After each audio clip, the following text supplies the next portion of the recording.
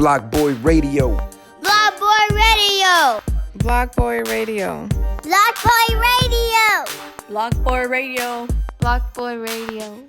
blokboyradio. blokboyradio.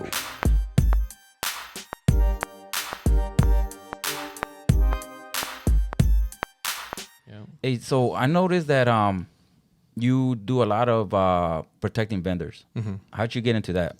Street vendors, huh? So a couple years ago, I was on Instagram, and they told me that there's the vendor got beat up in Long Beach, right? So I went out there, and the person who started the GoFundMe for him vanished. She kept all the money. Bad. So I was like, damn, that's some fucked up shit. Mm-hmm. And then so I had posted it on TikTok, and then the comments were like, hey, give him some tasers.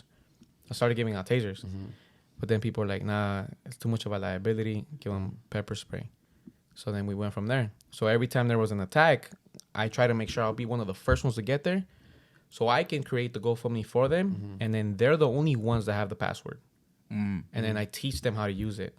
That way they're, we can make sure that, someone can create it and just vanish like how that lady was. And how would they get at you? Like, what was the get down? Because there's thousands of street vendors in LA. It's crazy, man. So like after the first couple ones, like people just start hitting me up. Like even now, like even when I'm with my girl, like we're chilling and like it just comes, like I start getting 10 messages and that's when oh shit, there's an attack. Like random messages on social media or your number? Just people. Yeah, and they'll People. be like, hey, they get at you kind of like you're like a go-to to like protect the if gente. it wasn't for social media, I wouldn't be able to know, you know. And so that's how I find out, and then automatically I've already like built rapport a lot. So there's times like when I was working at USC, I'll drive to USC. As I'm driving there, I'll be passing out pepper spray to other vendors, but I get their numbers. Yeah. So then, like, for example, if there's an attack in South Central, like on Figueroa or whatever, I start hitting up all the vendors who live around the area, and they're like, oh, yeah, fue tal y tal, you know, and then they'll give me their numbers like that. So then I go right away, you know, and I help them out. Like, what do you need, you know? If they got attacked brutally and they're undocumented, I link them up with an attorney to get them a visa U. There you go.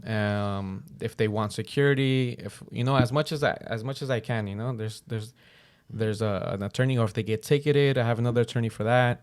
Security, and then we start fundraising for them, you know, and that's the blessing about social media, you know, where every time I publish someone on social media, especially when there's video, it's like for sure at least 10K for them, bro. Oh, and that's a blessing for them because 10K in money, and not money. views. We're talking about dinero. 10K in money. Damn. So, like, for example, Jose Luis, a vendor in Watts who got shot in the stomach. I actually spent like a month looking for this guy. Nobody knew who he was.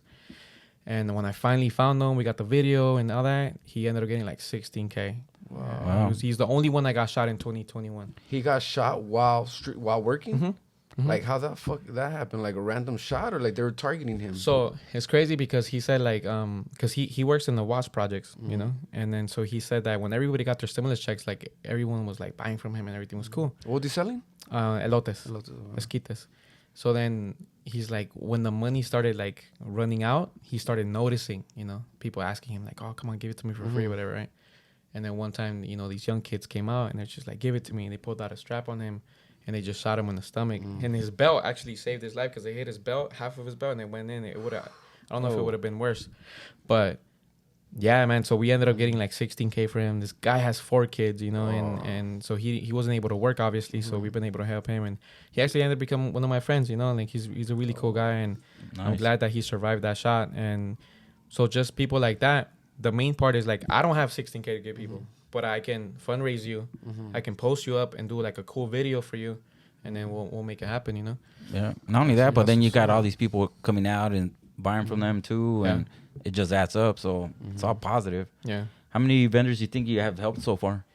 Probably like 1,000. Like, oh, yeah. That's a lot. Yeah. And what time frame? Like in a year and a half. Yeah. Oh, so this is like more like in the last year and a half since that you the whole really pandemic. The whole pandemic happened. That's when it really picked up for you. Yeah, big time. And I was more active last year, man. I was going out there every day. Right now, like I'm transitioning jobs, so it's like it's been hard, but right now I'm there for the vendors whenever they need anything. But last year I was just like I was everywhere, man. Like I even went all the way to Fresno when a vendor got killed out there, and I met up with my people out there, and obviously they seen what I was doing. They started doing what I was doing out there. I've been all the way to San Diego, and so just basically just trying to meet as many vendors as I can and just get their information and go from there. We've actually also had events for street vendor victims. We gathered like 10 of them. We had a whole buyout. You know, we had like a little celebration going on, stuff like that. And I've actually met a lot of great people doing that who also do the same thing, like the Hood Santa. Tito, he actually became like a mentor for me too. You know, he's been doing this for 10 years. He has a nonprofit and everything. The Hood Santa? Yeah, he's from Long Beach. Okay, I think I know. Does he have a different name? His Tito. Is he the actor? No, Not the. no, Okay, no, so, no. okay. So like him, like and you know, just we've been able to collaborate on helping out vendors too. That's a blessing. Yeah. That's powerful, man. That's the people's champ right here. Yeah. So you were doing a lot of vending stuff, you know, protecting vendors. How did you go from doing that and then saying one day I'm gonna run into Dodger Stadium and protest? So it actually has to do with vending because my girlfriend actually told me like, hey, let's go to Avenue 26, let's go eat some tacos. And it was on a Thursday, I'll never forget it. We get there and like they locked up the whole street. And then vendors were getting there.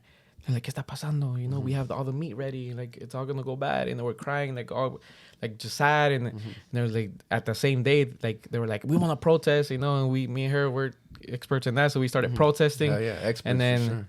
so then we just started doing it. And then, like, I was just pissed that Gil Cedillo were just without, cool, you know. You were saying that the people were getting out of hand, you know. Customers were, it got too popular. Cool. But give them a warning at least, you know. Yeah. And that's what I had beef with. And then next thing you know, like, I start hearing things that this guy was doing.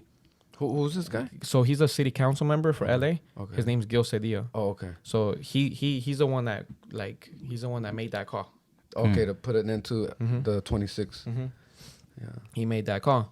He could have gone out there in person. He could have said, like, you know, I'm gonna offer you another place, whatever. And then he just started doing a lot of shady shit, to be honest with you. And then that's when in that same district that he's in charge of, he receives a lot of money from the Dodgers Foundation. And that's when I found out that exactly what happened to Avenue 26 happened to those Mexican communities where Dodger Stadium is at now. So what happened is that the city came here, is like, you're gonna leave. And the people were like, why? It's government issue. We're gonna build housing, and it has to do with the government. But that never happened. They ended up selling it to Dodger Stadium and for profit. You know, I understand Dodger Stadium didn't initially do that, but at the end of the day, it's like, if I see someone robbing an old lady with a purse, right? And then I was like, oh, let me buy that purse for profit. Like, I'm just as guilty, you know? Yeah. So I just wanted to, like, send out a message, you know? Yeah. Send out a message. And my goal and our goal was to, if there was one person out there sitting in the stands that didn't know about the history about Dodger Stadium and they know now, cool. 2 weeks later, bro, we get the news that there's a beach out in Huntington Beach that was given back to an African-American family that land was taken away by eminent domain, exactly how those Mexican communities were removed, but they gave back this beach that's worth $400 million. And that happened 2 weeks after we did that shit. So, like, to me, I was just like, oh, shit, so this is a possibility, you know? Yeah. And I say this every day since. If the Clippers, bro, can afford to move to somewhere else and build a new stadium in Inglewood, which is being built right now across the street from SoFi, it would be amazing. And I think the Dodgers will even gain more fans if they were to say, all right, cool. The same way that these families at that beach, which, by the way, happened 100 years before, okay? Yeah. This only happened 50 years ago. If the Dodgers would say, all right, we're gonna give it back to all the, because these people are still alive.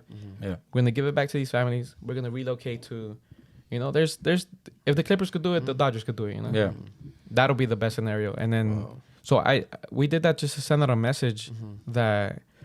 And you did the TikTok, right? That's how they put two and two together. Because if I was just watching the Dodger game, right, you just jumped on the field.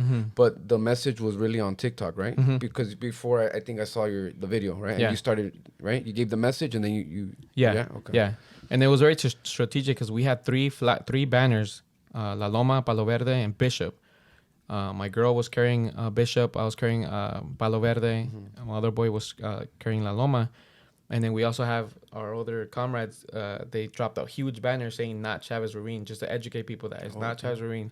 Is these 3 cities that were removed, and basically just to hold the Dodgers accountable. And you know, it was all over the world, you know. And right now, so we're just taking legal action right now. So you know, you're gonna be hearing about it more next year versus this year. Wow. This year. Hey, I know. Very strategic. Yeah, I know. I got put on game with that because I saw that. I was like, wait, let me do some research, and I was surprised. There's a lot of things that people don't know about or forgot about.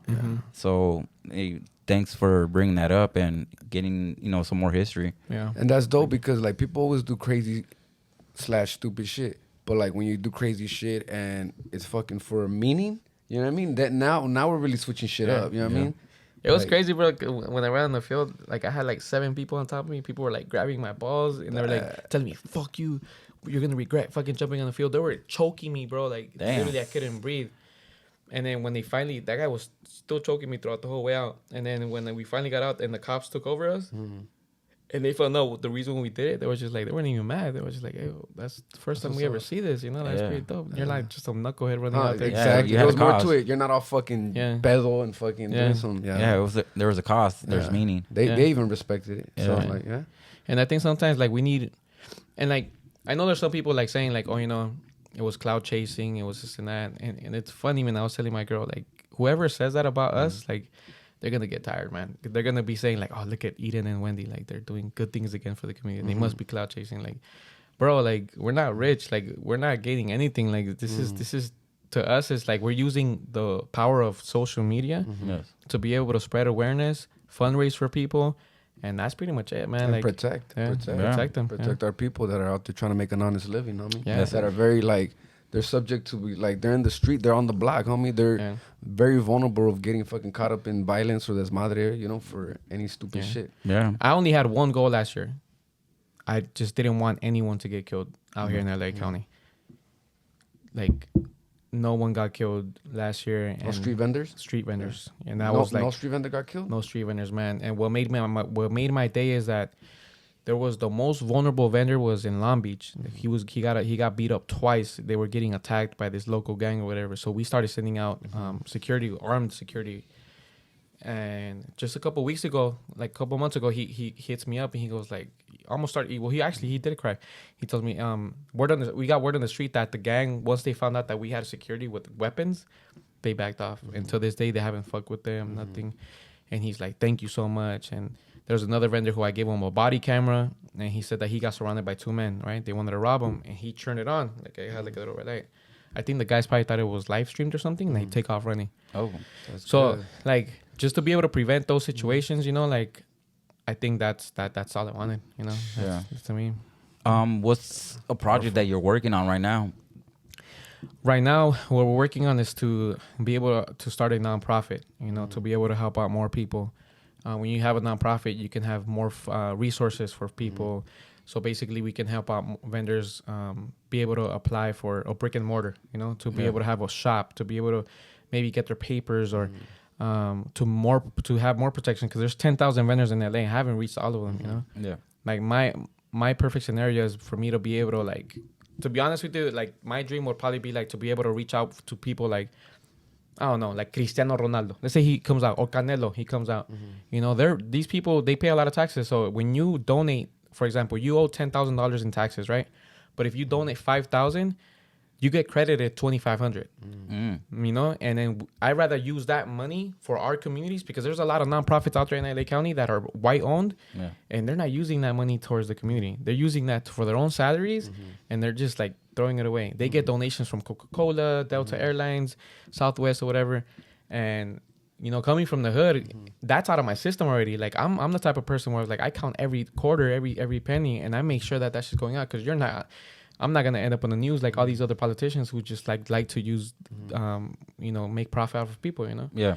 So that's one of the goals. My other goal too, like I told you, like what my mentor taught me, to be able to change laws. I think we need more people like us in Congress. These are the people that run the country, you know. So just basically passing laws that'll benefit us, and I think that's maybe somewhere in the future, you know, maybe like 10 years from now. Yeah, I mean, I always say that it's dope to have organizations to speak for us, but we need to have our hands in the politics.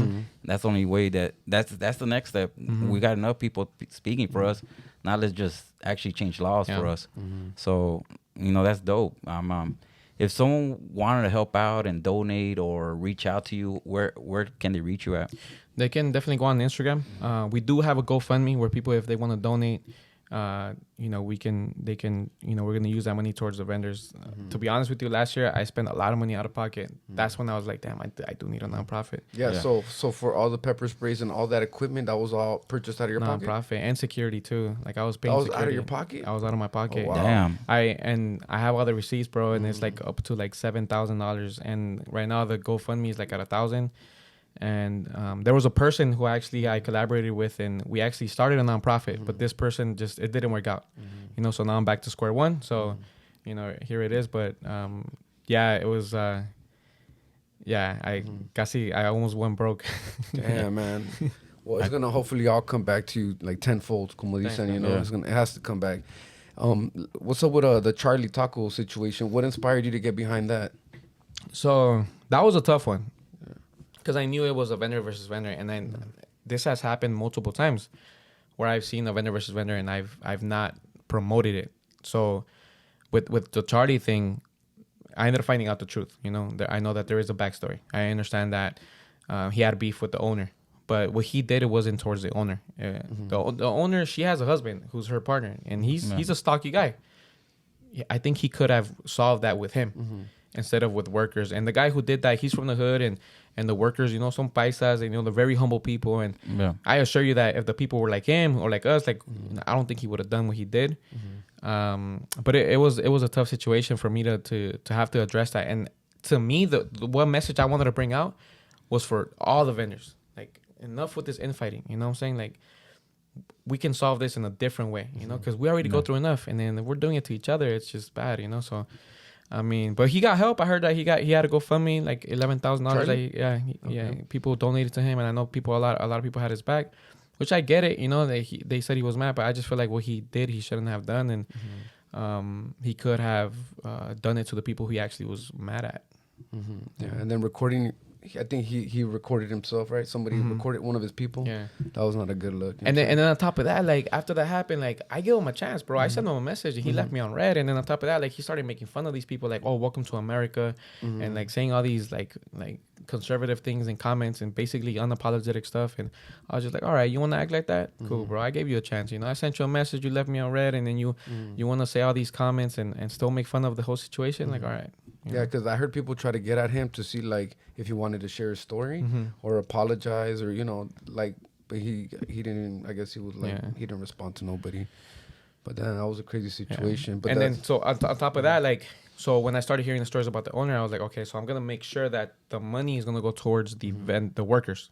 So I had to go out there a couple times, and like I said, they're the only ones who have access to the account. And then also Juice, which is a YouTuber, TikToker who donates money to vendors. We made sure that he would give that money directly to the workers and not the owner. That's right. So where's the situation with Charlie now, and what's going on? Do you know anything? I mean, from what I know, he got released, and he people donated around 11,000 last time I checked.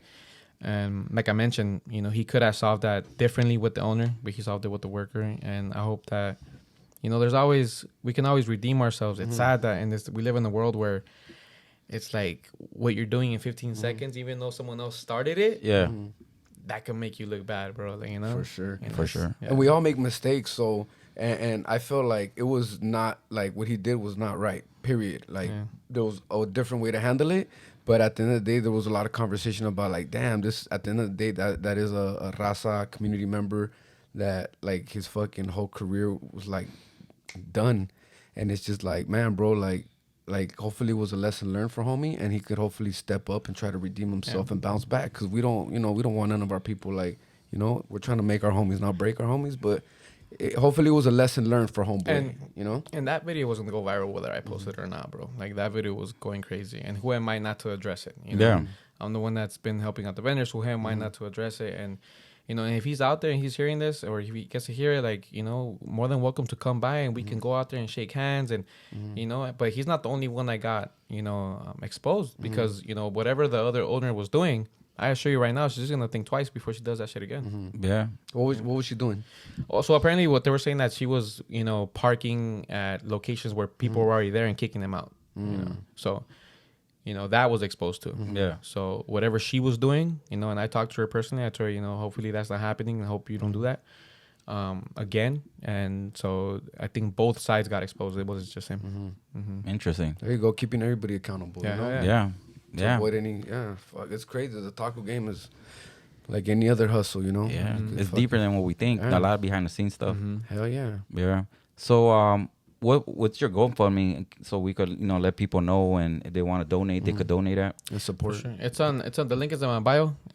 It's Protect Street Vendors. It's on GoFundMe. You can just type that in, and like I said, you know, it's gonna go straight to the vendors. We're also gonna be putting up a spreadsheet of all the receipts and everything, and where everything goes.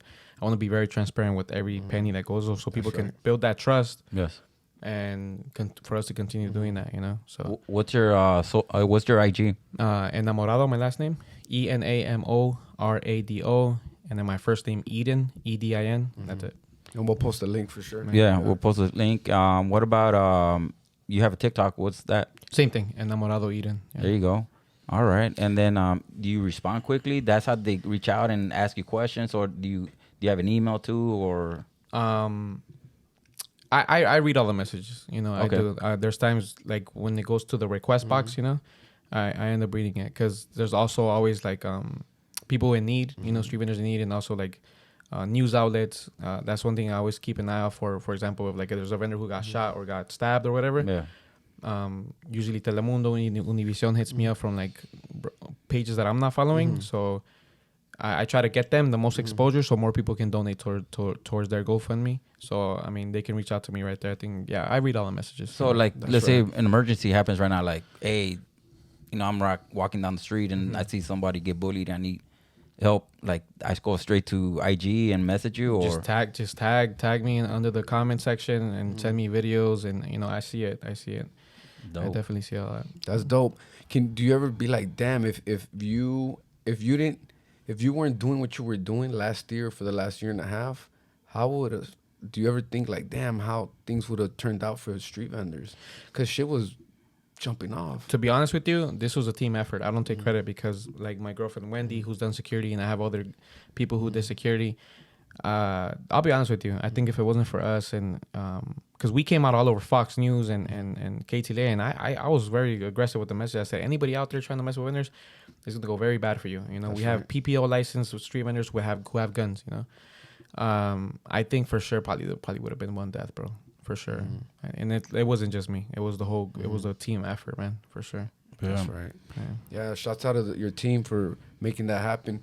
What are some words that you would share to someone out there, whether youngster, older, you know, any age that is passionate about, you know, making a change for the community, and they're passionate about any social issue? What would you encourage them? What would be some words that you would share to them for them to begin to take action and make change? I think especially for like the little homies who think they might never change, don't be in a rush to know what you're gonna do for the rest of your life. I didn't know what I was gonna do till I was like 26, bro.